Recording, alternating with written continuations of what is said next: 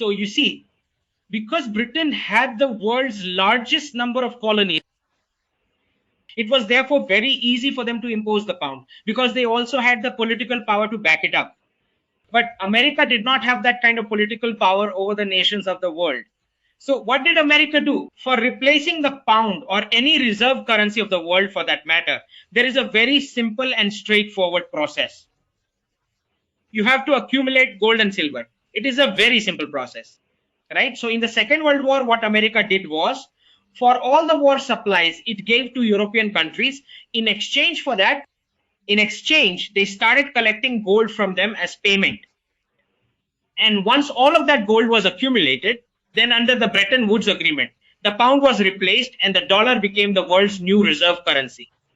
This is how, whenever the world's reserve currency needs to be changed, there is a very simple formula for it.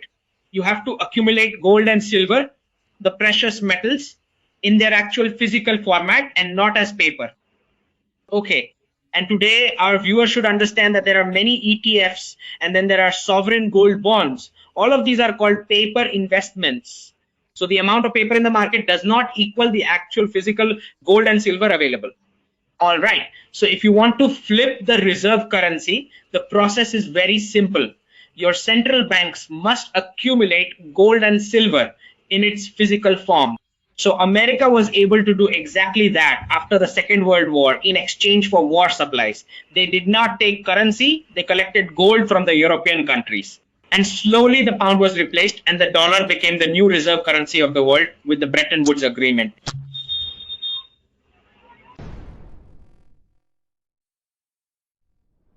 So in 1913, when this organization, the Federal Reserve, was first formed, behind which it is also said that these are the very same UK colonial aristocrat families who all came together. A few select capitalists got together and created this Federal Reserve. So as soon as the Federal Reserve's printed currency format started, in order to first build the public's trust in the dollar, they started, by putting the faces of kings and queens on those very notes. Okay, and it was hooked to a gold standard which stated that $20.67 would be the equivalent value for 1 ounce of gold. The gold standard was fixed just like this, right? When the pound was replaced and the dollar became the new reserve currency, its value was increased up to $35 per ounce. And after that, during the Cold War that broke out with Russia, people's trust began to decrease again because of the pure gold and silver coins that used to be the currency. From there, we went to coins made of cheap metals. And from there, we eventually got printed notes. From there, to build some trust, they put photos of kings and queens on them. Then the Cold War started. So during the Cold War, in order to increase public trust even more, they added the line, "In God we trust."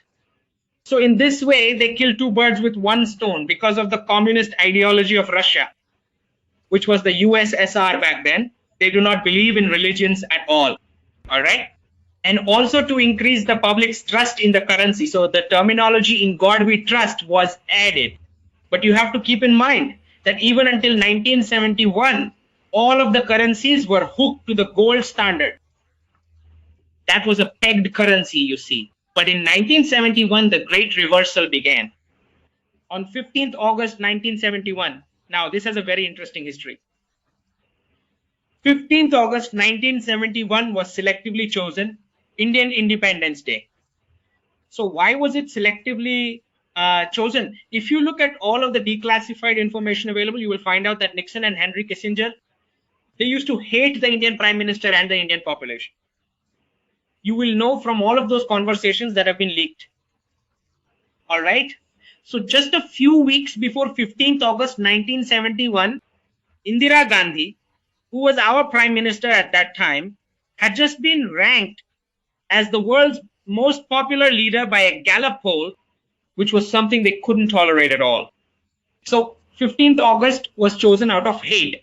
So on 15th August, President Nixon, and there were many other reasons that their economy had started to have problems because the countries, you see, as soon as There's a very simple fundamental point in all this. As soon as anyone's trust in a currency is gone, or when the trust in a country's government is completely gone, or when trust in the financial systems is gone, then what do people do? People will go to the bank with their currency, deposit the currency, and in exchange for it, they will collect physical gold. Look, we don't trust you anymore. Just give us back the real wealth. Right? So by 1971, the US economy was in such bad shape that all the allied countries started going and saying, hey, we don't want dollars, give us back our physical gold.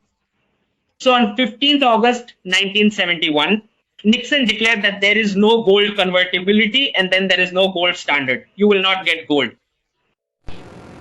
I have directed Secretary Connally to suspend temporarily the convertibility of the dollar into gold or other reserve assets, except in amounts and conditions determined to be in the interest of monetary stability and in the best interests of the United States.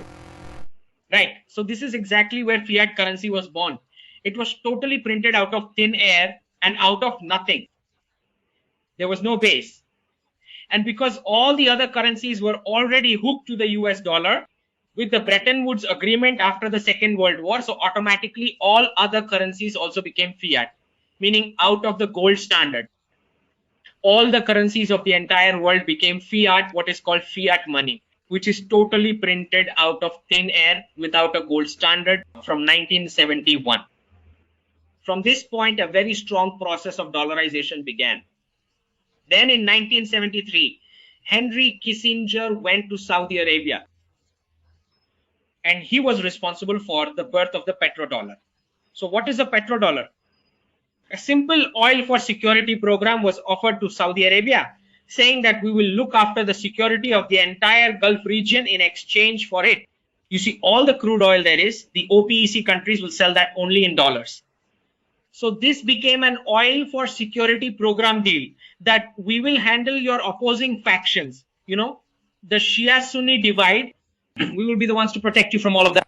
And in return for that, you will sell all your crude oil only in dollars. So this had two main objectives. The first one was the complete dollarization of the world. And the second objective, you see, was that, which is also going to be in my book, is what I call the two bucket theory. The two bucket theory basically means the weaponization of the US dollar. In this theory, one bucket of countries is the one that gets the dollar. And the other bucket, well, those countries are the ones that get sanctions. Okay. So then the healthy country is told something like this. Look, my friend, that neighbor of yours, right, is a very rogue country and it is always causing you trouble. Okay. So we are going to place sanctions on it. Right? So the healthy country thinks that its neighbor, the troublemaker, needs to be disciplined with sanctions. And that is precisely why that healthy country gets trapped into continuing with the dollar system. Okay. So this is the way the US divides everyone. It will make you fight with your neighbors. And the healthy nations are made to think that their neighbor is being punished. To do that, I have to use the dollar because they must be sanctioned. Okay. So it is through this two bucket theory that the dollar's reserve currency status has been maintained to this very day. As soon as, you know, the baton of leadership shifted from the UK to the US, then we have to understand that some of the old aristocrat families who were from the UK, they were the ones who wanted to create a kind of world order in which imperialism and colonialism would continue to exist, but in a way that nobody would realize it was still going on. And because of this, what they ended up doing was that the design and framework of all institutions were created based on a unipolar dollar-based trade. Why was this created? For this, I would like to give your viewers a small example. Let's imagine that 5 of you are going out, you're a circle of friends, it's a Saturday or Sunday, the weekend, and you're going to a hotel for a meal. So out of the 5 of you, one has come from America. So this American fellow says, let's do one thing today, that hotel bill, let's pay for it in my currency, okay? We will pay in dollars. So the rest of the friends say, all right, fine. Let's do it like that this time. Yes, if you're so eager to pay the bill, let's do it in the dollar currency. Then The American guy says, let's do one more thing. You know, the transactions that we have among ourselves. From now on, you should also conduct those in my currency only. Okay, so all the other countries agree to this as well. Okay, and one of the five, who was a very good best friend, was the guy from the UK. So the UK guy thought to himself, okay, I have a strong alliance with my American friend, so I will also definitely get some kind of benefit from this new scheme we are creating from it. So everyone agreed to the plan. Then after some time had passed, the other friends came to understand that their mutual transactions also have to be in dollars, and the hotel bill must also be paid in dollars. So a very large amount of artificial demand was created, and it was only for the dollar, right? So for their domestic currencies, what happened was their demand slowly started to decrease, and their values also went down. Now the other friends started speaking up that we have to work day and night. You see, first we have to earn dollars, and it is only after that we can do any kind of transaction. All right. So America came up with a solution for that as well. They said, we will create some institutions of a kind that will provide you with loans, so your dollar transactions will become easier, right? So such institutions were created, which we now call the IMF, the World Bank, and all of those. Now loans began to come from there. All trade, including international trade, started to happen in dollars. Now, the problem that began to arise was that the value of all the other currencies started going down, down, and down. So America decided, let's do one thing, that my entire population, you know, or all of my family members, I will just keep on printing dollars, and they will just keep on consuming by purchasing from all the other countries, because the differential in the exchange rate has now increased by so much. Now you see, I can purchase absolutely anything. That is how high the value of my dollar has become. So now all the rest of the friends, they are working day and night. They are slogging away. And America's family members, on the other hand, are simply enjoying their weekends off. Right. And it turned out that they are just printing money. They purchase as much as they want from wherever they please, whatever they want. Okay. So now there were two friends who finally understood that this is basically a kind of robbery that is going on here. We are the ones doing the production, but someone else is consuming. And they just keep on printing. There is no control on printing of currency. So this way, inflation started to increase in their countries. So let's suppose India has to trade with Sri Lanka. Now, Sri Lanka has its own national currency, and India also has its own national currency. So when Sri Lanka produces something and then sells it to India, okay? So because of that, the strength of Sri Lanka's national currency should naturally increase, right?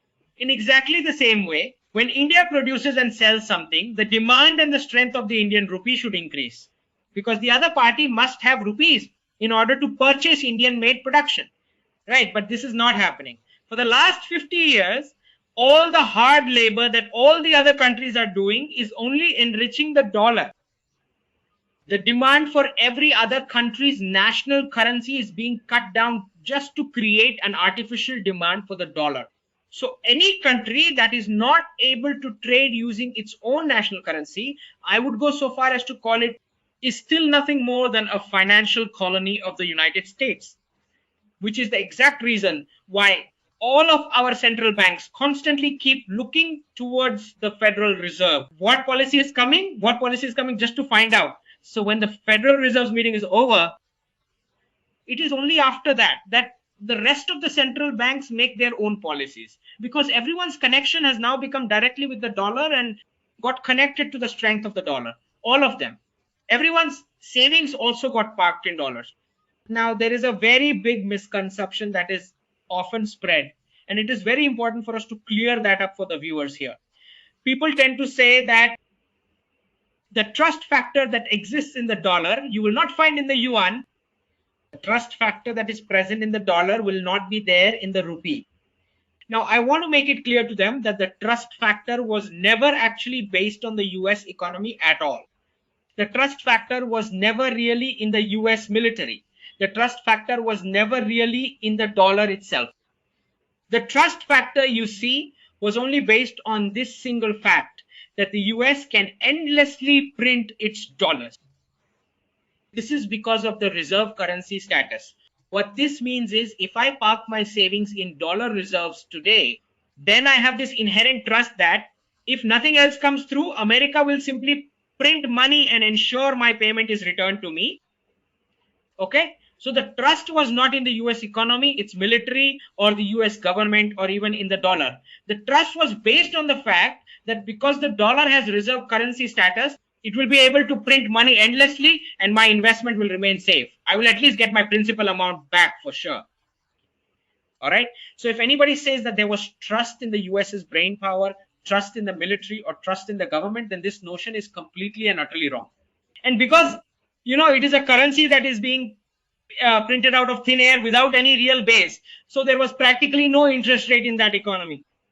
Everybody is getting loans at an extremely low rate and everybody is just taking them. Projects are not being delivered, there is no profitability, but valuations are still increasing because the rest of the world is parking its savings in the economy. Right, so this is a whole reserve currency bubble.